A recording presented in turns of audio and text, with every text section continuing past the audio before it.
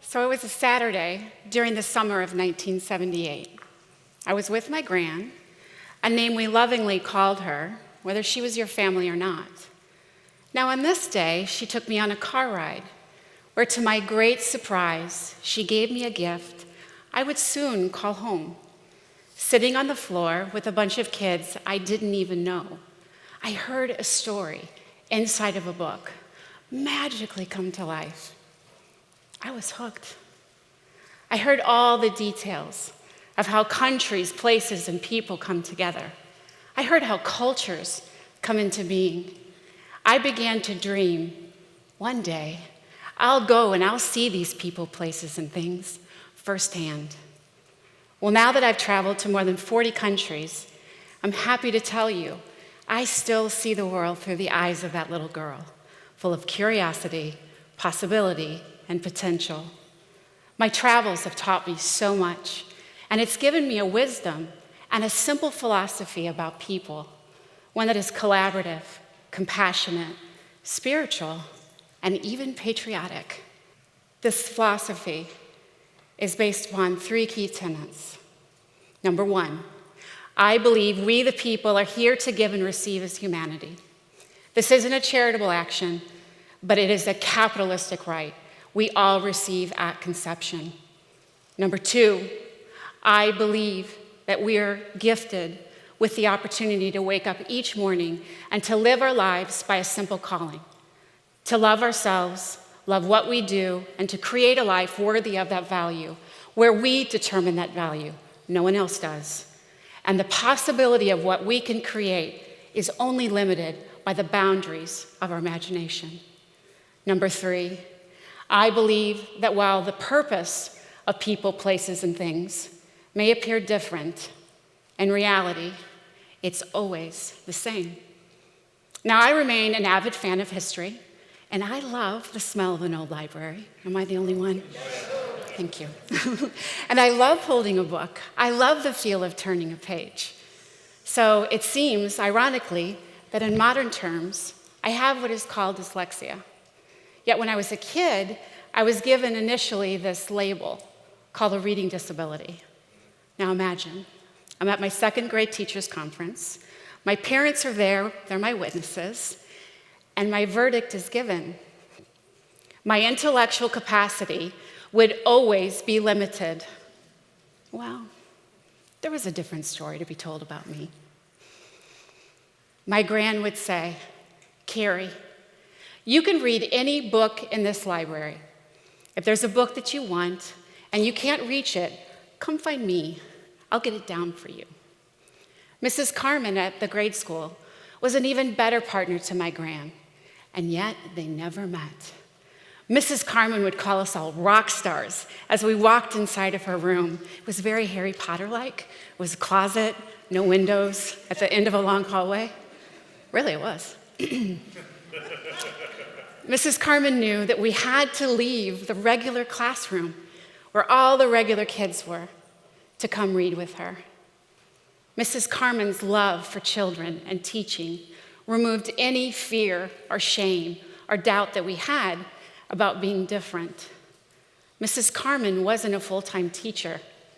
English was not her first language. Yet in Mrs. Carmen's room, she taught us how to courageously read out loud. And every minute with her was an absolute adventure. You see, in her room, there were no limitations, only curiosity, possibility, and potential. So I was gifted with these 2 people very early in my life, my gran and Mrs. Carmen. They came from 2 completely different parts of the world, yet their belief in people was the same. More importantly, their belief in sponsoring the dreams of people mattered the most to them because they knew we all had a better story to tell. So I'm going to tap a little bit more into history books because we are the stories we tell, and we're often keenly defined by where we come from. For those of us who have the privilege of living here in the States, we know there's this magical idea about when you live in America, dreams come true. Well, it seems to have a dream and the desire to make it come true, you will go through 3 key phases. Number 1, you'll first develop a fascination with the problem, which quickly becomes an angst. The angst is, this must be addressed. And guess what? You're the person to address it. Now, the angst transforms into an unstoppable belief. Not only is it a problem, you're here to address it. You know that you can create the solution. And you're not afraid of anything that might come your way, that might stop you. Now, this unstoppable belief that's fueled by angst now becomes your entire dialogue. And people get to put up with it. Right? Yes. Because you know you're here to solve it, and guess what? You eventually find people who believe in the same, and they actually join you to co-create this solution. Now, when we go from here, you think about it, this is the dream of America. Do I have dreamers in the room? Yes. Good. So what we know as this dream of America actually began a little bit like this. Does everybody remember the pledge? Yeah? Okay, this is the pre-pledge. We, the people of the United States, in order to form a more perfect union, establish justice, ensure domestic tranquility, provide for the common defense, promote the general welfare, and secure the blessings of liberty to ourselves and our posterity, establish the becoming of a new world. You see, on the eve of this American Revolution, we were 13 colonies. We were no fewer than 2.5 million people. And on the surface, we didn't appear to have much in common. But we did. We had an economic dream. We had a pursuit of happiness. And we came together so we might fight for our independence. Now, you guys know the story. There was this big country called the British Empire. They had a problem. And their solution to the problem is all too familiar in what we see today. How does an empire resupply lost capital? It overtaxes its people. So in this timeline, the 13 colonies, in response to this overtaxation, then moves, they expand. They say, we're tired of being the indentured servant.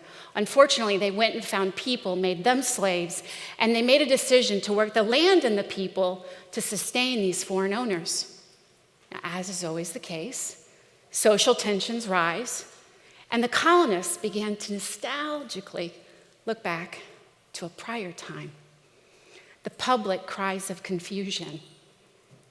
And the question is, should we return to this prior time of greatness that we so freely enjoyed under the crown? Sound familiar? Well, I believe we have a better story to tell, both as a country and as an economy. I believe in an inclusive democracy. I believe that we absolutely are a union. We're not perfect, but a union that is active, universal, and it should be defended. I believe we've strayed a bit from what these inspired architects intended for us. I've shared a little bit of the story of America. I'm tapping into your dreams. But remember, this is just the beginning. The country that came together, that came into being, it stands on the foundation, on the shoulders of global preambles and constitutions that create a pathway so new worlds, new nations might come together that might end human suffering. Can you imagine a courage like this in your life today? 39 delegates came together. They believed and signed a single garment of destiny. They had a universal aspiration to create a moral transformation for all of humanity. They were people like everybody in this room, that had homes, families, a livelihood, and they left it to create a framework so that one day we might come and live in a country that at that time didn't even have a name. There was no pedigree, There was no royal line. There was no family crest for them to stand on. No, they were not compensated like how we see today, how politicians and business leaders are paid to create new worlds. Yet, there they were, believing. They came together. They had a belief and an inherent dignity that a diverse group of people can come together. They can claim their economic dream. So they gave up their status. They gave up their positions. They gave up their lives so that we might be able to live in this nation, in this new country. So because of that inspiring story, I believe we have a better story to tell. So Martin Luther King Jr. once said, "The day we begin to no longer speak of things that matter is the day our lives begin to end." So let's start talking about things that matter. Some would say, government remains big business. War is a social tool.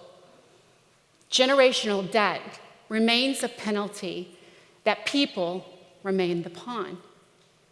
We could look at our world today and we could say it seems that the power and privilege that once enslaved us has not really gone away. We could say that we're threatening to go back to a more brutal way of doing business as a country and as a people. But let's remember, the history books tell us, this country and so many that we know here in the world came from a contest for territory, natural resources, abundance, and cheap labor. Whenever you hear equality being replaced by power and privilege, then you must know that social war is coming. So it could be said, and we might be thinking here today in this room, that it's hard to imagine we can do anything to change the destiny of our future. Yet our history books tell us something better is still possible. So how does hope create a new world? Well, I believe it can be done in 3 key movements. Number 1, the power of collaboration. I believe in a reincarnation of inclusive economies and inclusive capitalism.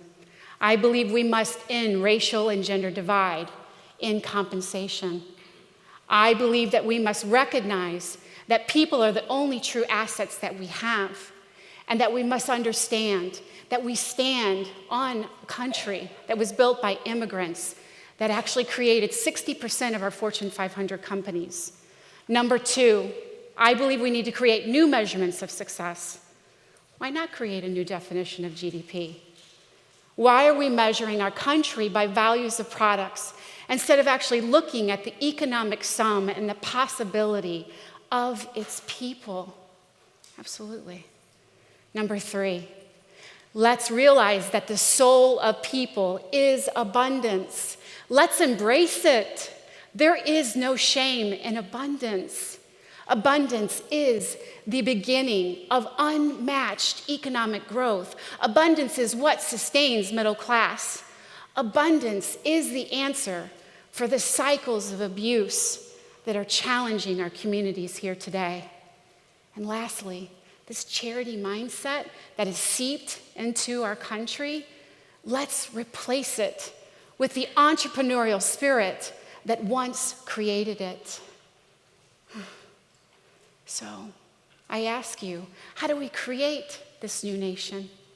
Well, I think we do that in 3 key steps. First, we must stand up. We can't sit down. Number 2, we must embrace our right to vote. We must join those voices of freedom that are inside of our public offices. Number 3, we must demand for amendments to our constitutions, both federal and state. It's okay. We're going to disagree, but let's dare to disagree, not in these fabricated echo chambers that we have here today, but let's dare to create from a place of democracy and dreams once again. Absolutely. So I ask you, who has this courage today? My answer is simple. For those who hear the still small voice for change, we, the people.